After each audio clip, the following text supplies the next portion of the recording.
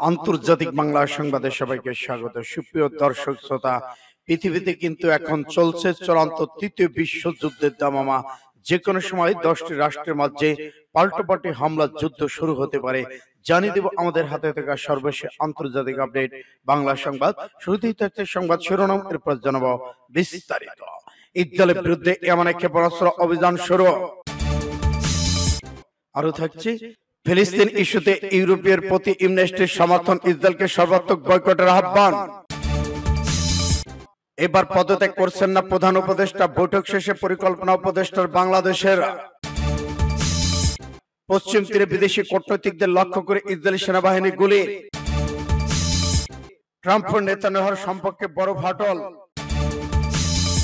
গাজায় ত্রাণের ট্রাকের কাছে ইসরায়েলের ভয়াবহ ড্রোন হামলা। এদিকে নিষ্ঠুরতম পর্যায়ে প্রবেশ করছে গাজার সংঘাত, জাতিসংঘের মহাসচিব। এবং সর্বশেষে জানিয়ে দেব ইসরায়েলের গভীরে ঢুকে বড় ধরনের হামলা চালালো হিজবুল্লাহ। এতক্ষণ শুনছিলেন সংবাদ শিরোনাম, এখন বিস্তারিত। তবে অনুরোধ থাকবে এই ভিডিওটিতে একটি লাইক দিন এবং কমেন্টস করে জানান আপনি কোন জেলা থেকে বা কোথা থেকে আমাদের সাথে যুক্ত রয়েছেন।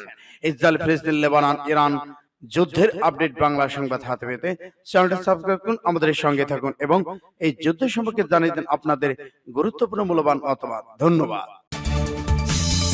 ইসরায়েলের বিরুদ্ধে ইয়েমেনে ক্ষেপণাস্ত্র অভিযান, আল হুতি গাজায় মানবিক বিপর্যয় নজিরবিহীন। ইয়েমেনি সশস্ত্র বাহিনী আবারও অধিকৃত অঞ্চলগুলোকে লক্ষ্য করে হামলা চালিয়েছে। ইসরায়েলের বিরুদ্ধে ইয়েমেনের সশস্ত্র অভিযান। শুক্রবার সকালে ইয়েমেন থেকে একটি ব্যালিস্টিক ক্ষেপণাস্ত্র নিক্ষেপের ফলে দক্ষিণ থেকে মধ্য তেল আবিব পর্যন্ত অধিকৃত ফিলিস্তিনের বিশাল এলাকা জুড়ে সতর্কমূলক সাইরেন বেজে ওঠে। হামলায় সম্ভব ক্ষয়ক্ষতি হতাহতের বিষয়ে এখনো কোনো প্রতিবেদন মুখ খোলেনি ইসরায়েল। গতকাল বৃহস্পতিবার ইয়েমেনিরা দুটি ক্ষেপণাস্ত্র হামলার মাধ্যমে অধিকৃত অঞ্চলগুলোকে লক্ষ্যবস্তু করে, যার ফলে তেল আবিব বেন গুরিয়ন বিমানবন্দর বন্ধ করে দেওয়া হয়। ইয়েমেনি আনসারুল্লাহ আন্দোলন আবার বেন গুরিয়নের বিমানবন্দর তৎপরতা চালায়। বিমান সংস্থা এবং হাইফা বন্দরে উপস্থিত জাহাজগুলোকে সতর্ক করে। ইয়েমেনি আনসারুল্লাহ আন্দোলনের ঘোষণা অনুযায়ী যতদিন গাজার জনগণের দুর্ভোগ অবরোধ অব্যাহত থাকবে, ততদিন ইহুদিবাদী সরকারের বিরুদ্ধে সামরিক চাপ বৃদ্ধি অব্যাহত থাকবে। ফিলিস্তিনি ইস্যুতে ইউর প্রতি অ্যামনেস্টির সমর্থন, ইসরায়েলকে সর্বাত্মক বয়কটের আহ্বান। আন্তর্জাতিক মানবাধিকার সংস্থা অ্যামনেস্টি ইন্টারন্যাশনাল ইহুদিবাদী ইসরায়েলের সাথে সম্পর্ক পর্যালোচনা বিষয়ে ইউরোপীয় ইউনিয়নের সিদ্ধান্তকে স্বাগত জানিয়েছেন। একই সঙ্গে তারা বলেছে অনেক দেরিতে এই সিদ্ধান্ত নেওয়া হয়েছে, তবে এটি একটি গুরুত্বপূর্ণ সিদ্ধান্ত। তারা দখলদার ইসরায়েলের সাথে সমস্ত অর্থনৈতিক সামরিক সহযোগিতা অবিলম্বে বন্ধ করার আহ্বান জানিয়েছেন।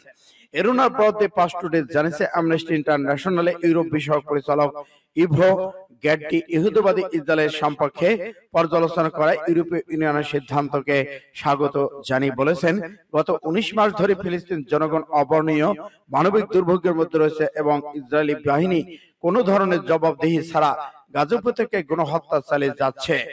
ইভো গ্যাডটি আর বলেছেন, ইউরোপীয় ইউনিয়ন গরিমসি এমনকি দখলদার সরকারের প্রতি কিছু সদস্য রাষ্ট্রের সমর্থন এই পরিস্থিতি সৃষ্টি করেছে। অ্যামনেস্টি ইন্টারন্যাশনাল এই কর্মকর্তা বলেন, সময় নষ্ট না করা মানে মানুষের জীবন নষ্ট করা। ইউরোপীয় ইউনিয়ন এবং অন্যান্য সদস্য রাষ্ট্রগুলোকে অবিলম্বে গণহত্যা, আন্তর্জাতিক আইন লঙ্ঘনের সাহায্যকারী বাণিজ্য বিনিময় বন্ধ করতে হবে। সূত্র পাস টুডে। পদত্যাগ করছেন না প্রধান উপদেষ্টা, বৈঠক শেষে পরিকল্পনা উপদেষ্টার। বাংলাদেশ অন্তর্বর্তী সরকার প্রধান উপদেষ্টা ডক্টর মোহাম্মদ ইউনূস পদত্যাগ করছেন না বলে জানিয়েছেন পরিকল্পনা উপদেষ্টা ডক্টর ওয়াহিদুদ্দিন মাহমুদ। আজ শনিবার সকালে জাতীয় অর্থনৈতিক পরিষদের নির্বাহী কমিটির একনেক সভা অনুষ্ঠিত হয়। এরপর দুপুর 12:20 দিকে রাজধানী শেরে বাংলা নগরে এনইসি সম্মেলন কক্ষে উপদেষ্টাদের রুদ্ধদ্বার বৈঠক অনুষ্ঠিত হয়। প্রধান উপদেষ্টার সভাপতিত্বে বৈঠকে 19 জন উপদেষ্টা উপস্থিত ছিলেন। উপদেষ্টারা ছাড়া এই বৈঠকে কাউকে রাখা হয়নি। বৈঠক শেষে পরিকল্পনা উপদেষ্টা ওয়াহিদুদ্দিন মাহমুদ বলেন, প্রধান উপদেষ্টা যাচ্ছেন না, তিনি চলে যাবেন বলেননি। তিনি অবশ্যই থাকছেন, অন্য উপদেষ্টারাও থাকছেন। আমাদের উপর অর্পিত দায়িত্ব বড় দায়িত্ব, এই দায়িত্ব ছেড়ে আমরা যেতে পারবো না। আমরা যে কাজ করছি এবং এসব কাজ করতে গিয়ে প্রতিবন্ধকতা সৃষ্টি হচ্ছে, আমরা সবাই প্রতিবন্ধকতা চিহ্নিত করেছি। এখন সেগুলো সমাধান করে আমাদের উপর অর্পিত দায়িত্ব পালন করব। এদিকে রিজওয়ান হাসান বলেছেন, আমরা সংস্কার নিয়ে কথা বলেছি, কে কোন কথায় কোথায় বলবো সেসব আলোচনা হয়েছে। উপদেষ্টা আলী ইমাম মজুমদার বলেন, আমি কিছু বলতে পারছি না। এই উপদেষ্টা নাহিদ হোসেন ও আসিফ মাহমুদ সজীব ভুইয়ার কাছে বৈঠক সম্পর্কে জানতে চাইলে কোনো জবাব দেন। প্রধান উপদেষ্টা অধ্যাপক ইউনূস গত বৃহস্পতিবার অন্য উপদেষ্টাদের সঙ্গে এক নির্ধারিত বৈঠকে তার পদত্যাগের ভাবনার কথা বলেছেন। বিভিন্ন পদক্ষেপ প্রতিবন্ধকতার পাশাপাশি রাজনৈতিক দলগুলো সহযোগিতা অসহযোগিতার তার সরকার কাজ করতে পারছে না বলেও খুব হতাশা প্রকাশ করেছেন তিনি বলেছেন, কাজ করতে বাধা হলে জনগণকে সঙ্গে নিয়ে কাজ করা হবে। বিষয়টি গণমাধ্যমে আসে। জাতীয় নাগরিক পার্টি এনসিপিটি আহ্বায়ক নাহিদ ইসলামের মাধ্যমে তিনি বৃহস্পতিবার সন্ধ্যায় প্রধান উপদেষ্টাদের সঙ্গে দেখা করেছিলেন। বিষয়টির সামনে আসার পর সব পক্ষ থেকেই প্রধান উপদেষ্টাকে পদত্যাগ না করার অনুরোধ জানানো হচ্ছে। সূত্র পাঁচ টুডে জিএআর। পশ্চিম তীরে বিদেশি কূটনৈতিকদের লক্ষ্য করে ইসরায়েলি বাহিনীর গুলি। ফিলিস্তিনের দখলকৃত পশ্চিম তীরে বিদেশি কূটনৈতিক দলকে লক্ষ্য করে গুলি চালিয়েছে ইসরায়েল বাহিনী। গতকাল এক প্রতিবেদনের তথ্য নিশ্চিত করেছেন ব্রিটিশ সংবাদ মাধ্যম বিবিসি। প্রতিবেদন বলা হয়, ফিলিস্তিনের জেনিন শহরে একটি শান্তি শিবিরে মানবিক পরিস্থিতি পর্যবেক্ষণে গিয়েছিল মধ্যপ্রাচ্য ইউরোপ পশ্চিমা কূটনৈতিকদের জনের প্রতিনিধি দল। প্রত্যক্ষদর্শীরা জানান, জেনিন শরণার্থী শিবিরে প্রবেশ পথে অবস্থান করেছিলেন প্রতিনিধিরা। স্থানীয় সময় দুপুর 2টার দিকে চলমান পরিস্থিতি নিয়ে ব্রিফ করেছিল ফিলিস্তিনি কর্তৃপক্ষ। হঠাৎ শুরু হয় গোলাগুলি, মুহূর্তে ছড়িয়ে পড়েছে আতঙ্ক, ছোটাছুটি শুরু করেন কূটনীতিকরা। তবে এই ঘটনায় হতাহতের কোনো খবর পাওয়া যায়নি। অপরদিকে ইসরায়েলি বাহিনী দাবি, অনুমোদিত রুট ব্যবহার না করায় সতর্কমূলক গুলি ছোড়া হয়। যদিও পরবর্তী এই ঘটনার দুঃখজনক প্রকাশ করেছেন তেল আবিব। সূত্র এএইচএম। ট্রাম্প নেতানিয়াহু সম্পর্ক ফাটল। মার্কিন প্রেসিডেন্ট ডোনাল্ড ট্রাম্প ও ইসরায়েলের প্রধানমন্ত্রী বেনিয়ামিন নেতানিয়াহুর মধ্যে সম্পর্ক টানাপোড়েন নিয়ে গুঞ্জন চলছে কয়েকদিন ধরে।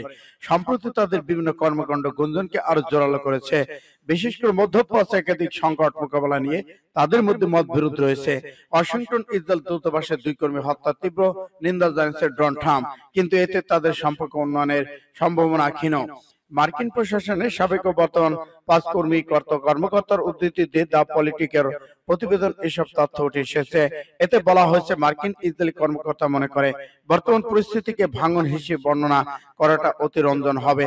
তবে ট্রাম্প প্রশাসনের অনেক কর্মকর্তা মধ্যপ্রাচ্য ওয়াশিংটনের প্রতি ইসরায়েলের মনোভাব নিয়ে হতাশ রয়েছেন।